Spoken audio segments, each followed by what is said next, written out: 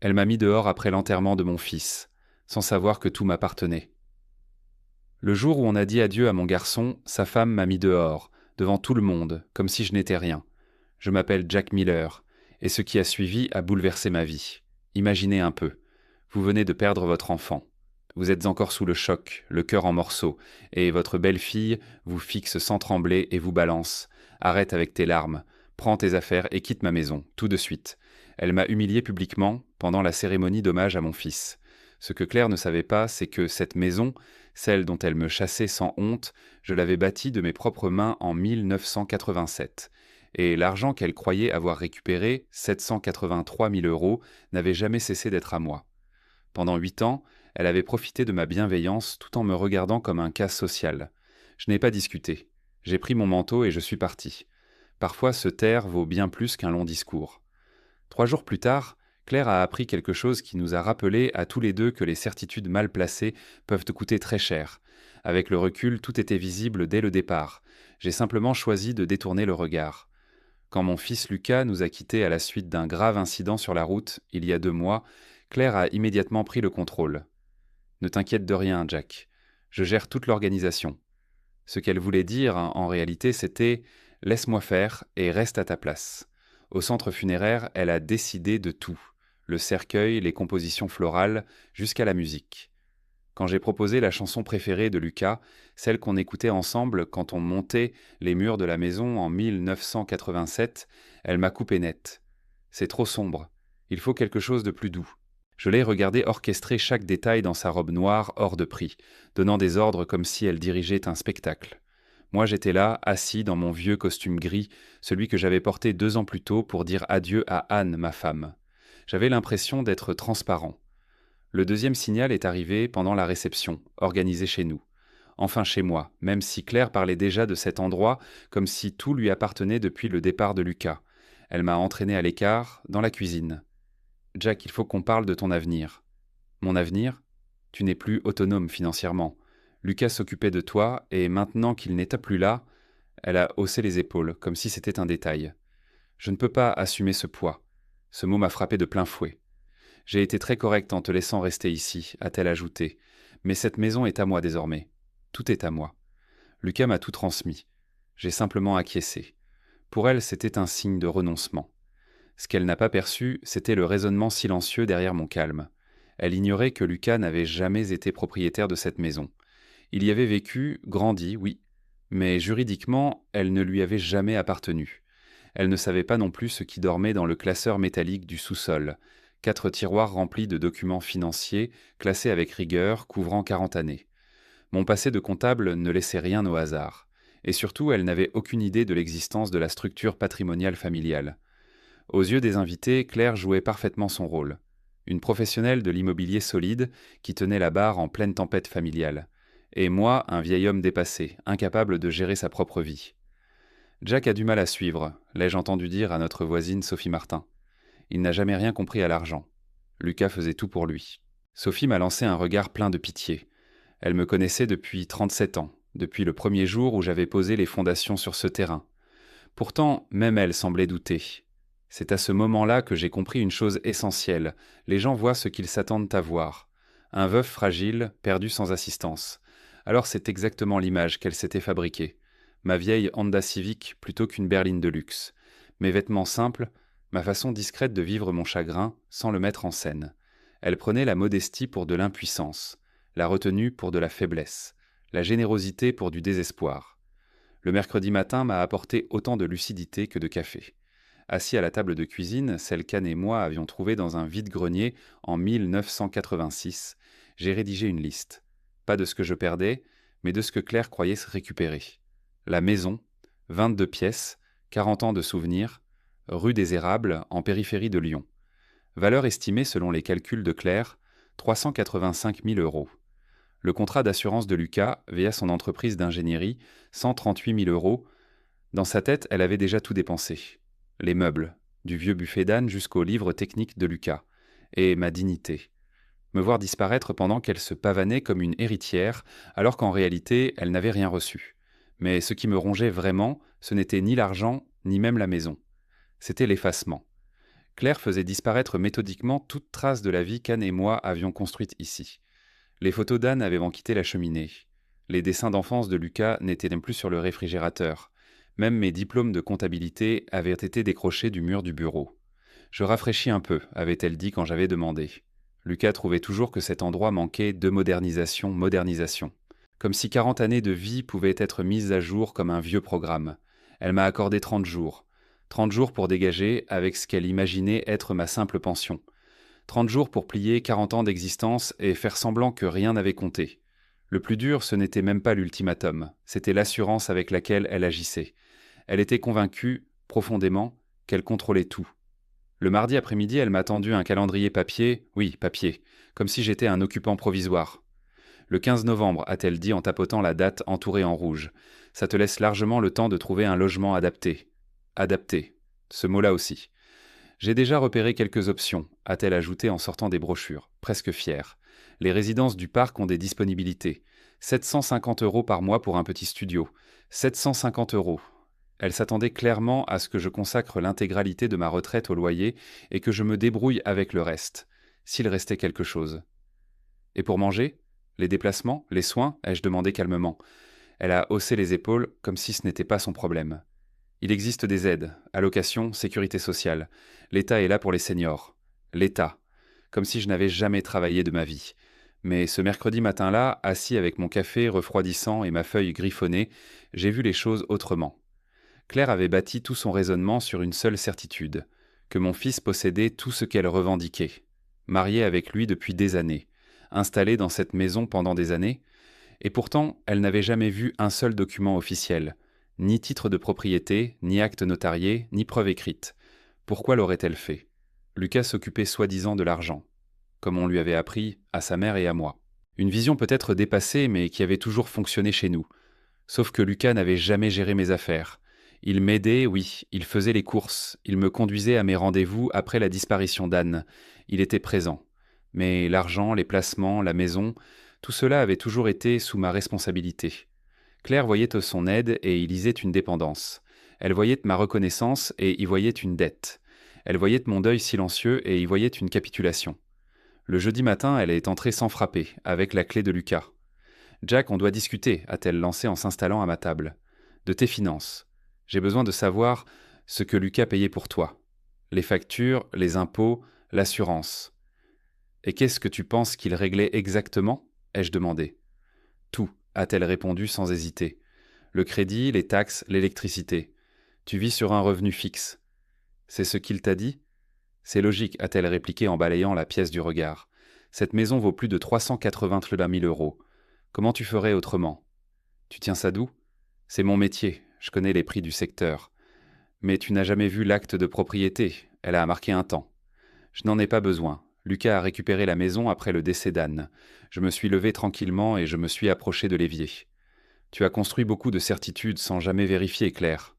Ce sont des faits. Lucas m'a dit que tu n'avais jamais payé quoi que ce soit. Curieux, ai-je répondu. Parce que c'est moi qui ai fait construire cette maison en 1987.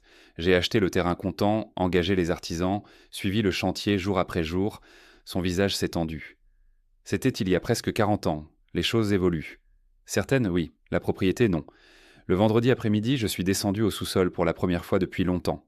Le classeur était toujours là. 4 tiroirs rangés avec méthode, décennie par décennie. Dans celui des années 80, j'ai retrouvé le dossier immobilier. 23 rue des Érables.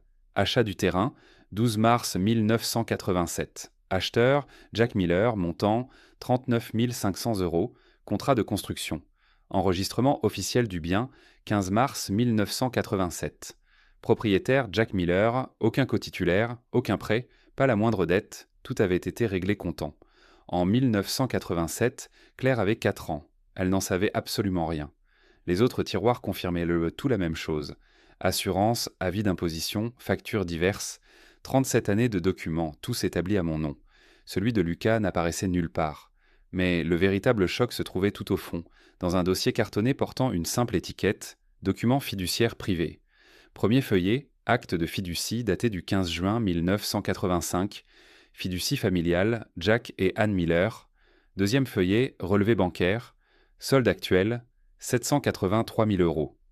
Troisième feuillet, liste des bénéficiaires. Lucas est figuré avec des conditions précises. Bénéficiaire, oui, jamais héritier. Encore moins propriétaire. Anne et moi étions les gestionnaires. Après son départ, j'étais resté seul aux commandes. Lucas recevait des fonds pour ses études, son logement, le soutien familial. Mais tout restait sous mon contrôle. Son diplôme d'ingénieur, son mariage, ses opportunités professionnelles, tout provenait de cette structure. Claire voyait le confort dans lequel Lucas vivait et en concluait qu'il était riche. Elle ignorait que l'argent qu'il me reversait provenait de mes propres comptes et revenait simplement à la maison. Dernier document, le contrat de prévoyance de Lucas. 138 000 euros. Bénéficiaire. La fiducie familiale Jack et Anne Miller. Pas Claire. Moi. Le dimanche matin, Claire est arrivée avec 3 collègues du milieu immobilier pour évaluer le potentiel du bien. La base est excellente, mais la décoration est vraiment datée. Très style senior, a-t-elle commenté. Elle déambulait chez moi comme si tout lui appartenait déjà. Les moulures sont superbes, a dit une femme blonde. D'origine 1987, a répondu Claire. Jack les a choisis, mais il n'a aucun goût pour le contemporain. On se croirait dans un musée, a ajouté une autre. Je les observais depuis l'escalier, pendant qu'elle disséquait le travail de toute une vie. La cuisine devra être refaite entièrement, a lancé la troisième. C'est prévu. Jack part bientôt dans une résidence adaptée. J'aurai carte blanche. Carte blanche. Sur la cuisine qu'Anne et moi avions pensé pendant 6 mois. Je suis descendu, habillé pour l'office du dimanche. Jack, a lancé Claire avec un enthousiasme forcé. Je te présente des collègues.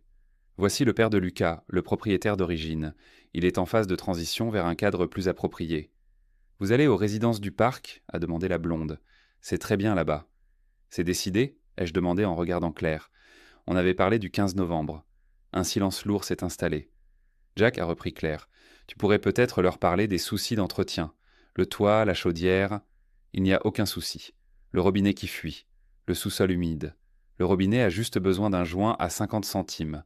Le sous-sol est sec depuis 20 ans. Son sourire s'est figé. Jack ne voit pas les problèmes évidents, comme le fait qu'il n'a plus les moyens d'entretenir une maison de cette taille. Sa retraite couvre à peine l'essentiel. Et tu bases ça sur quoi? Tu conduis une Honda qui a 15 ans. Tu utilises des bons de réduction. Rien n'a changé ici depuis des décennies. Une des agentes a toussé. Peut-être qu'on devrait reporter la visite. Non, a tranché Claire. Jack comprend. Il a eu 2 ans pour s'adapter. Tu as 68 ans et tu ne peux plus gérer 220 mètres carrés. Tu as vécu grâce à la générosité de Lucas. Maintenant qu'il n'est plus là, tu dois affronter la réalité. Les 3 femmes cherchaient déjà la sortie. La générosité de Lucas, ai-je répété. Oui, il réglait ta taxe foncière, tes charges, ta nourriture, tes soins. Quel paiement exactement? Son visage a pris une teinte rouge. Pour toutes tes dépenses. Tu l'as vu payer le fisc, régler mes factures, tu as vu des relevés. On gardait nos comptes séparés. Donc tu n'as jamais vu un seul de ces paiements. Il faut que tu l'entendes, a-t-elle insisté. Tu refuses la réalité. Tu n'es rien d'autre qu'un poids. Le mot est resté suspendu. Même elle semblait surprise. Un poids, ai-je répété calmement. Oui, depuis le départ d'Anne. Lucas n'osait pas le dire. Te soutenir l'épuisait. 7 300 euros de taxes par an, plus le reste. L'an dernier, il a dépensé 37 000 euros pour toi. Et maintenant, je devrais reprendre ça. Donc tu me mets dehors. Je te laisse un mois. C'est déjà beaucoup. Honnêtement, tu n'as jamais contribué à la réussite de Lucas. Il a bâti sa vie, gagné son argent, acheté sa maison. Cette maison? Oui, il l'a reçue après Anne. Et maintenant, elle me revient. C'est comme ça que ça marche. J'ai simplement hoché la tête. Je comprends. Claire, tu devrais vraiment vérifier ce que tu affirmes avant de parler comme ça, surtout devant des témoins. Elle a éclaté de rire. Je travaille dans l'immobilier. Je sais parfaitement comment fonctionne la propriété. Ah oui? Je me suis tourné vers les 3 agentes. Mesdames, avant de prévoir des travaux, demandez-lui simplement de vous montrer le titre de propriété. Le visage de Claire s'est vidé de toute couleur. Profitez bien de la visite, ai-je dit en attrapant mon manteau. De mon côté, j'ai un appel juridique à passer. Le lundi matin, j'étais assis dans le cabinet de maître Élise Bernard. 3 dossiers épais reposaient sur son bureau en bois sombre. Jack, a-t-elle dit en réajustant ses lunettes, « Tu es certain de vouloir aller jusque-là? Une fois que ça démarre, il n'y a pas de retour en arrière. » J'en suis certain. Elle a ouvert le premier dossier. Récapitulons. Titre de propriété, 23 rue des Érables. Propriétaire unique, Jack Miller, enregistré en mars 1987. Aucun cosignataire, aucun emprunt, paiement intégral. Deuxième dossier. 37 ans de taxes foncières, toutes réglées par toi, Assurance, facture, contrat d'entretien. Tout est à ton nom. Troisième dossier. Fiducie familiale Jack et Anne Miller. Solde actuel, 783 412 euros. Statut de Lucas, bénéficiaire sous condition. Jamais gestionnaire, jamais propriétaire. Élise s'est adossée à son fauteuil. Claire n'était au courant de rien, absolument rien. Lucas n'aimait pas entrer dans les détails financiers. Il n'a jamais expliqué d'où venait l'argent. Le plus ironique, ai-je ajouté, c'est qu'elle m'a expulsé avec des fonds qui étaient les miens depuis le début. Et l'assurance de Lucas, 138 000 euros. Elle fait des projets avec depuis 2 mois, mais le bénéficiaire réel reste la fiducie. Élise a fait un calcul rapide. Donc elle pense avoir reçu une somme importante, alors qu'en réalité, elle n'a rien reçu du tout. Exactement. Pourquoi avoir attendu 2 mois? Pour voir jusqu'où elle irait. Elle a hoché la tête. Qu'est-ce que tu veux faire maintenant? D'abord, régler immédiatement le dossier de l'assurance. Ensuite, notifier Claire qu'elle est occupante, pas propriétaire. Préavis de 30 jours, le même qu'elle m'a imposé. Puis tout documenter, et surtout le faire devant témoins. Les agentes qui t'ont entendu être traitées de poids dimanche. Elles ont entendu un mensonge, elles méritent dans la vérité. Ça va ressembler à une humiliation publique. Non, l'humiliation c'est ce qu'elle m'a infligé. Ça, c'est une mise au point publique. Elle a passé 2 mois à dire que j'étais dépendant et sans ressources. Les gens doivent savoir ce qui est vrai. Quand? Demain. 10 heures. À son agence. Élise a refermé les dossiers. Ce n'est pas vraiment une histoire d'argent, n'est-ce pas? Non. C'est une question de respect. On ne piétine pas quelqu'un simplement parce qu'on le croit faible. Si elle avait fait preuve de respect, on aurait parlé autrement. Je l'aurais aidée. Mais elle a choisi la dureté.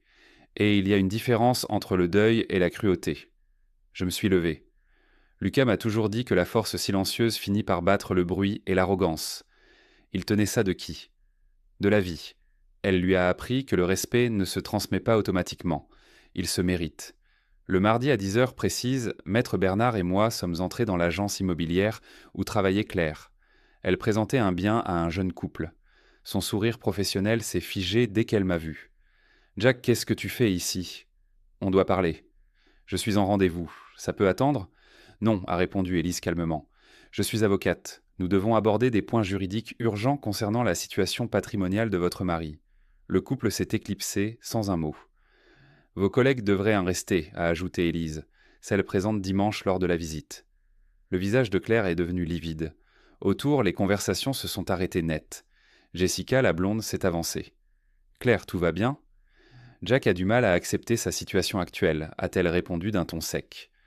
En réalité, a repris Élise en ouvrant sa serviette, Jack n'accepte plus l'ancienne version que vous avez racontée. Il est temps de corriger certaines erreurs concernant la propriété. Il n'y a aucune erreur. J'ai hérité de la maison de Lucas. Lucas n'a jamais été propriétaire d'une maison. Élise a posé le document sur le comptoir. Le bien situé au 23 rue des Érables appartient à Jack Miller depuis mars 1987. Aucun cosignataire, aucun emprunt. Claire a saisi le papier. La couleur a quitté son visage. Lucas a reçu cette maison après le départ d'Anne. Anne ne possédait rien, a dit calmement Élise. Tout a été acquis par Jack avant leur mariage. Lucas a grandi ici en tant que fils, dans la maison de son père. Elle a marqué une pause. Dans la maison de son père. Les agentes se sont rapprochées, captivées. Pourtant, Lucas réglait tout. Les impôts, les charges. Non, ai-je répondu posément. Lucas me rendait service. C'est moi qui assumais chaque dépense. Élise a déployé les pièces. 37 années de taxes foncières, assurances, factures et contrats. Tout s'établit au nom de Jack Miller. Mais Lucas gagnait bien sa vie. Il était ingénieur. Il vivait confortablement parce que Jack veillait à ce qu'il le soit. Élise a ouvert le dernier dossier. Fiducie familiale Jack et Anne Miller. Solde actuel. 783 412 euros. Lucas était bénéficiaire tant qu'il était en vie.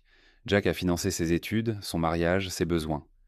Vous êtes en train de dire que Jack soutenait financièrement son fils? Exactement. Lucas aidait son père au quotidien. Jack aidait Lucas financièrement. Claire s'est laissée tomber sur sa chaise. Mais Lucas m'avait dit que... L'assurance de prévoyance, a interrompu Élise en sortant un document. Montant 138 000 euros, le bénéficiaire restait la fiducie. Pas vous. Cet argent m'est destiné. Non, il appartient légalement à Jack. Les agentes l'a fixé, sans un mot. La même femme assurée, convaincue, rencontrée dimanche. L'héritière autoproclamée. Jack, je ne savais pas. Tu n'as jamais cherché à savoir. Tu aurais pu me prévenir. Tu aurais pu poser des questions avec respect. Élise a refermé les dossiers. Vous disposez de 30 jours pour libérer les lieux, le même délai que vous aviez imposé à Jack. Et je vais aller où?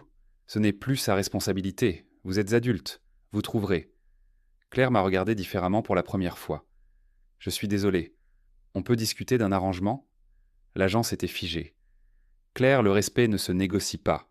Il n'a jamais été optionnel. Je le comprends maintenant. Bien, c'est le début. Nous avons pris la direction de la sortie. Jack, et maintenant? Je me suis retourné. Maintenant, tu découvres ce que j'ai toujours su. Les gens discrets ne sont pas faibles. Ils choisissent simplement qu'en parler. Le silence derrière nous était éloquent.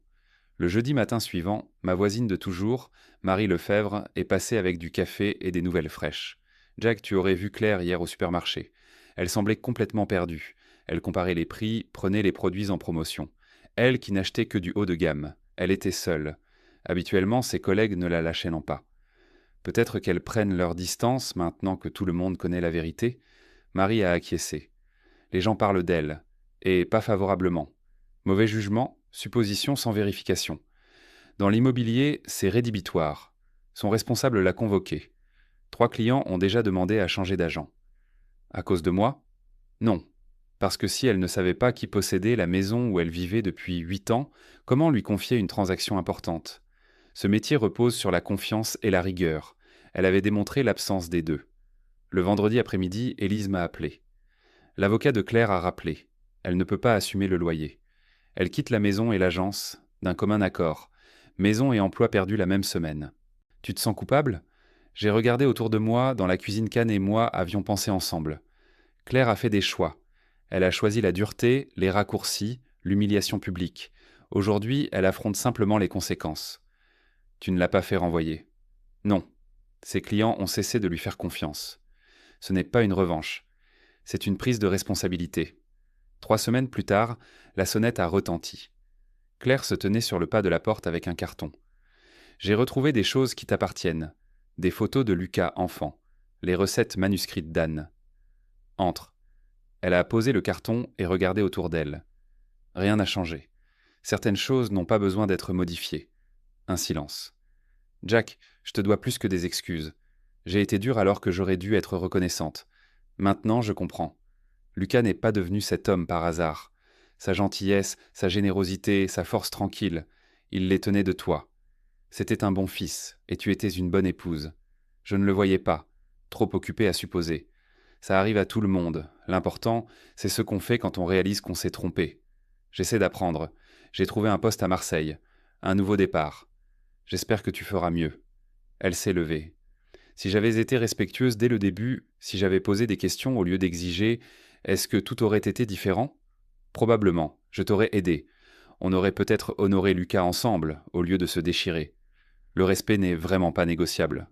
Non. Et merci de l'avoir compris. Après son départ, j'ai ouvert le carton. Les photos de Lucas, les recettes d'Anne, de petits trésors retrouvés. J'ai repensé au dernier en moi.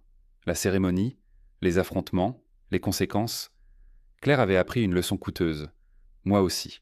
La force tranquille ne consiste pas à tout accepter. Poser des limites, c'est protéger des relations saines. Parfois, la chose la plus juste à faire est simplement de dire la vérité, puis de laisser chacun assumer ses choix. Lucas aurait été fier, Anne aurait approuvé, et moi j'étais enfin apaisé.